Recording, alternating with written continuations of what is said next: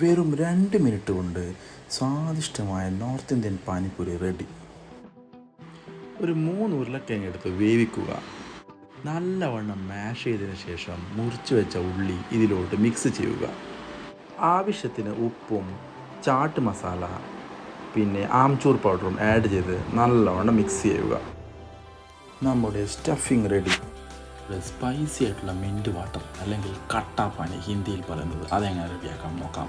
ആദ്യം തന്നെ കുറച്ച് മല്ലിച്ചപ്പ്, പുതിനച്ചപ്പ്, ഇഞ്ചി, പച്ചമുളക്, നാരങ്ങ നീരും പുളിയും ഉപ്പും ചേർത്ത് ജാറിലിട്ടതിന് ശേഷം കുറച്ച് വെള്ളവും ആഡ് ചെയ്ത് അരിച്ചെടുക്കുക.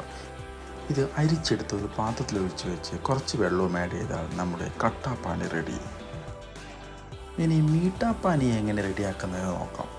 ഒരു പാനിൽ വെള്ളമെടുത്ത് അതിൽ പുളിയും വെല്ലവും ആഡ് ചെയ്ത് നല്ലവണ്ണം തിളപ്പിക്കുക.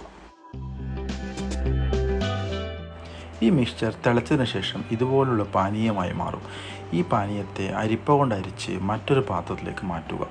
ഈ പാനീയത്തിലോട്ട് കുറച്ച് പെരുംജീരകവും കുറച്ച് മുളക് പൊടിയും ആഡ് ചെയ്ത് നല്ലവണ്ണം തിളപ്പിച്ചാൽ നമ്മുടെ മീട്ടാപ്പാനി റെഡി.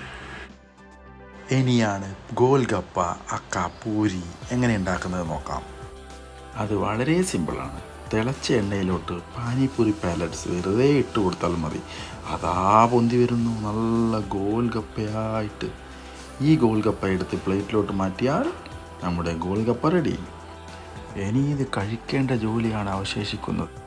നമ്മുടെ പാനിപ്പൂരിയിൽ സുഷിരങ്ങൾ ഇട്ടതിന് ശേഷം കുറച്ച് സ്റ്റഫിങ് ആഡ് ചെയ്ത് മീട്ടാപ്പാനിയും ആഡ് ചെയ്ത് കട്ടാപ്പാനിയിൽ മുക്കിയതിന് ശേഷം നേരെ വായിലേക്ക് ഇട്ടോളൂ. ഓഫ്, എന്തൊരു ടേസ്റ്റാണ്.